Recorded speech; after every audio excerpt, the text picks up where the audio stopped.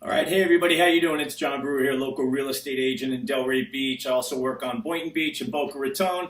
Wanted to come at you guys. A lot of activity going on in the commercial markets right now. The residential market may have gotten a little sleepy over the summertime here, but the commercial market is definitely moving forward. We've got a number of transactions I just want to let everybody know about. So why don't we start off with the first one, which came out last week. Lumber City was sold for $30 million. That may have already been flipped into a $40 million purchase. Cecilia Boone did the first round of the deal, Southdale. She was on the seller side. Local family had that property in the family for a while, and they sold that. If you guys are familiar, Lumber City now has Pure Life. It has Ramen Lab. It's a Pizza. It's got Coco Sushi. It also has around the back there a historic building, so it's going to be interesting to see. Well, the rumor has it it's been picked up by somebody who's going to keep it as is for now. So another big purchase happened this week. I found this out through the Coastal Star, 551 Southeast 8th Street, 551 Southeast 5th Avenue. Some of you know that as the Bank of America building between the two sides of Federal Highway there, just kind of catty corner, kitty corner, whatever you like to call it, from Granger's Grill. That was purchased for $25 million. It was purchased by CDS Holdings. That's Carl DeSantis' company.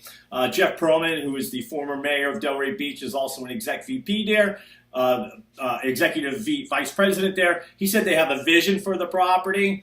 That's what came out in the latest edition of the Coastal Star. Now, CDS also owns Fifth Avenue Grill. They also own La Cigale, and they purchased an office building over there, 109 Southeast 5th Avenue, an office space for 11,000 square feet for $6.9 million. So seems like CDS positioning themselves for that movement basically to the south of Atlantic Avenue, which I know there's overlays that are supposedly coming in if they haven't already. But that area, I think a lot of people are betting pretty seriously on that's going to be a next corridor of growth for Delray Beach. On the Bank of America deal, Keith O'Donnell of Avis and Young and Mark Rubin of Colliers represented the buyer. Leslie Maister and Chris Bosworth of CBRE rep the sellers on that.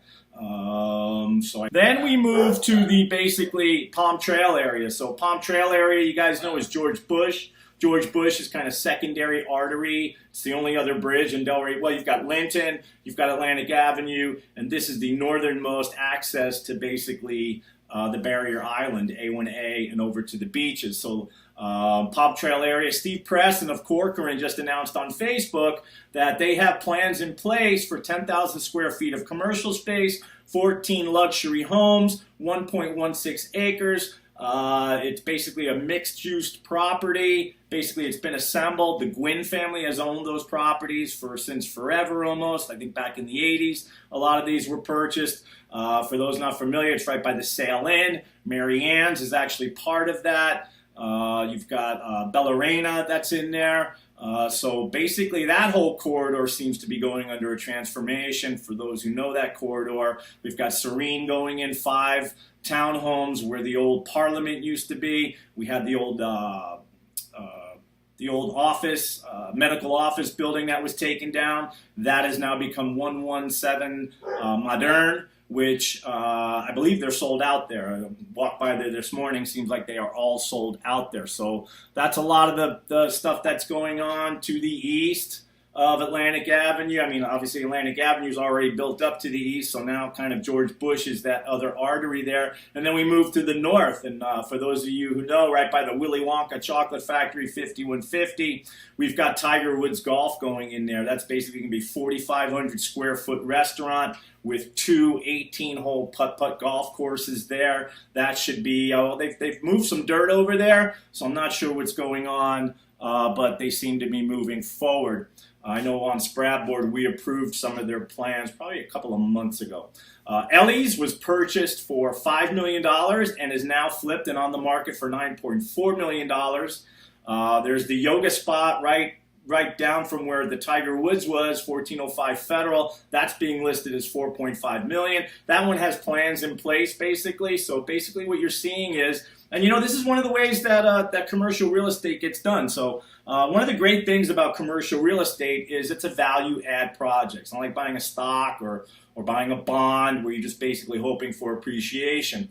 With commercial real estate and with investment residential real estate, what you're looking to do is add value.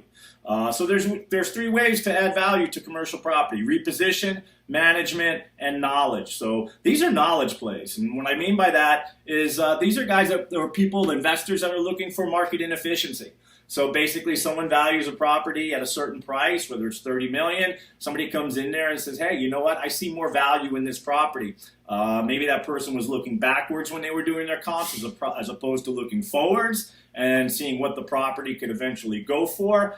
So that's a very, it's a very shrewd and a very smart way to find appreciation in properties. Repositioning is another way. You do upgrades, you change out lights, you paint, high-rise to office towers, turn them all into a mixed-use project. Management is the other thing. So you bring in a property manager, start re-tenanting, get a better tenant mix in there, which brings all the other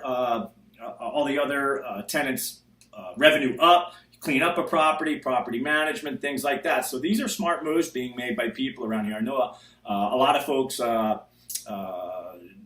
have some opinions on this, and I respect those opinions. I went to high school here, graduated in the 80s, and came back after 30 years. And I think we've seen more growth in the last 5 years than those 30 years that I was not here. So there you go. Love to hear your opinions on this. Love to hear what you think. If you have any questions, I'm very active in the local real estate market here. My name is John Brewer, 561-573-7333. You can reach out to me there, send me a call, send me a text. And if you have any real estate questions, I would love to address those with you. Take care now, everybody. Have a great day. We'll see you.